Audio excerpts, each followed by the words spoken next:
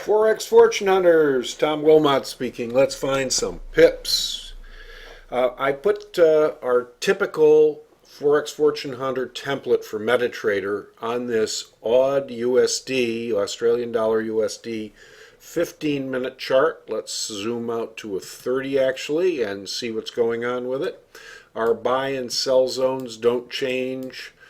Here was a sell zone on the 30-minute chart, even though we're not scalping with a 5 and a 1 now. The strategy is exactly the same.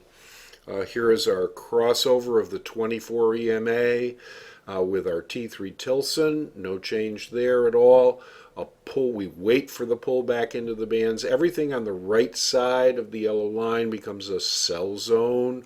Over here, if we were to move our line over this way, everything to the right of the vertical line now becomes a buy zone simply because we've crossed over and we also have an up medallion.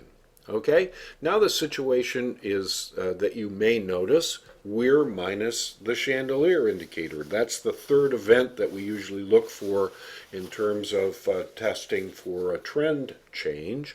And in this case, I've taken it off the chart because what we want to try to do is find a different indicator this morning to experiment with so we can get a different set of visual clues on where the market's headed to support you with your trading activity.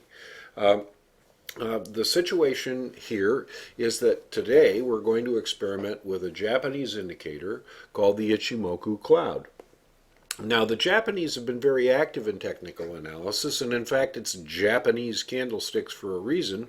100 years ago, they invented Japanese candlesticks because of the rice trade, and that's how the traders managed their accounts in the marketplace. And it's carried way over into our advanced charting technologies today.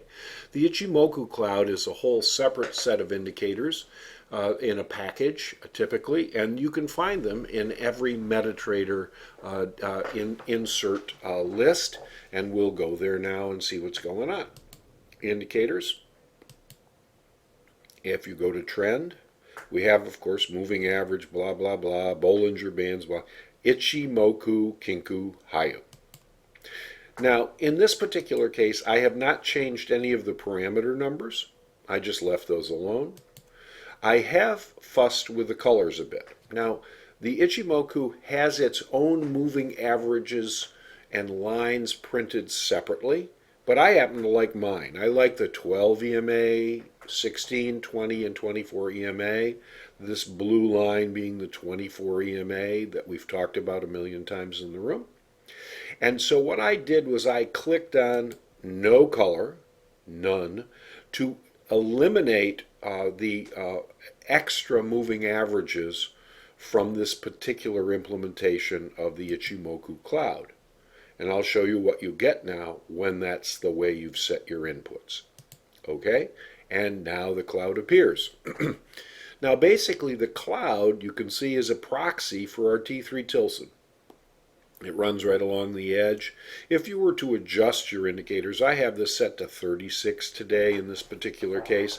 This is typically a white dashed line on my template, but I changed it to a thicker red line so you could see it for the webinar today, the YouTube video. In any event, you can see that when we go above the cloud, this is a buy zone. And when we go below the cloud, here's your sell zone.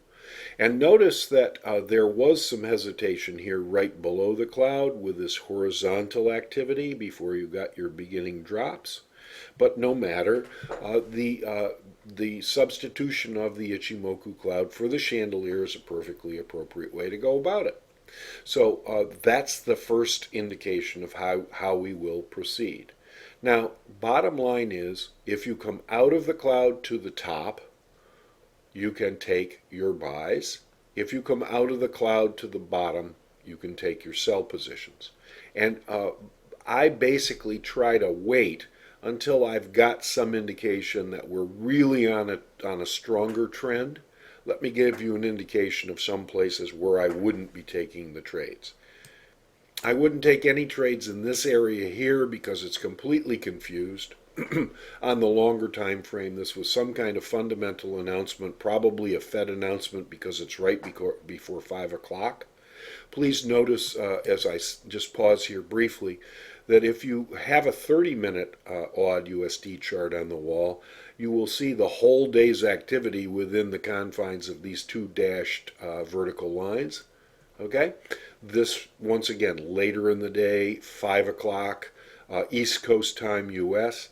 This would indicate that something's going on with the Fed, and we're going to stay clear of that. We're going to wait until we get a more substantial and less volatile kind of indication that we're headed higher. Let's back up and see another place where we'd be careful. When you're inside the cloud, the rule is be cautious. You know, don't think that this is necessarily going to be the best trade that you could ever have. There's a lot of chop going on in here. It's not until you actually drop out of the cloud that you get this kind of thrust to the downside. Now, our old indicator would have helped us take a trade in this area, but you can see that the cloud is trying to keep you out of the ones on a longer time frame that have this kind of chop associated with them. Here's another indication where you just be careful. You're not really getting the kind of dramatic drop that you'd like out of the bottom of this cloud. It's a consolidation point, and here we go to the north. Here's our buy zone setting up right here, and here's our pullback into the bands and move higher. Okay? Now, the situation is also that you want to be sensitive to what's called the average daily trading range when you zoom out to a 30-minute chart. I'd like to talk a little bit about that in this video as well. Notice that here there's some consolidation, there's a move higher, but there's also a move lower. On a 30-minute chart, these are pretty meaningful. There's some Fibonacci going on here, but we won't get into that in this video. The point I would make is that from the bottom of the day to the top of the day, 95 pips is what we've recorded. Okay? And in this particular case over here, top of the day to the bottom of the day, 50 pips. Not a big day. And notice the Itchimoku trying to keep you out of trouble and saying, this is a choppy day, forget about it. Must have been some kind of announcement here, maybe an odd interest rate announcement on this particular day, some kind of oddball stuff going on with China, whatever it could be. But we're thinking about average daily trading range. Here we go. From bottom to top, 143 pips, a very active and volatile day. And what I guess I'm suggesting to you is as follows.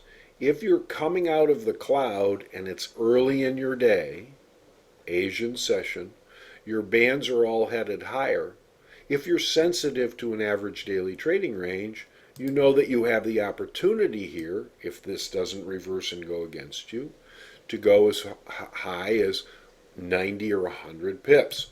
From the bottom, obviously, it would have been 100, but up in this range. So the question is, how much of the average daily range could you capture if this kept going north? At the very least, you wouldn't probably want to get out until such time as you saw a big flush move like this to the north. This pullback is perfectly reasonable. It went on for about 2 hours, but notice we had a beautiful morning star kind of a configuration, a continuation pattern with these three little travelers in between, a pullback zone into the bands, and then a recovery. And even if you were to drop down to a lower time frame and take this final trade, there's a 26, 27, 25 pip opportunity. Or you could wait until you moved into the Asian session. You're pulling back with a natural kind of end-of-day profit taking and close out of trades. And then the next day, off you went to the races again to the north, 53 pips to the north. Okay, so that's how I would add this to my arsenal using the Itchimoku Cloud without its own individual indicating moving averages, but relying on our traditional buy and sell zone and pullback ideas to enter and exit the trades successfully. Hope that helps, and see you next time.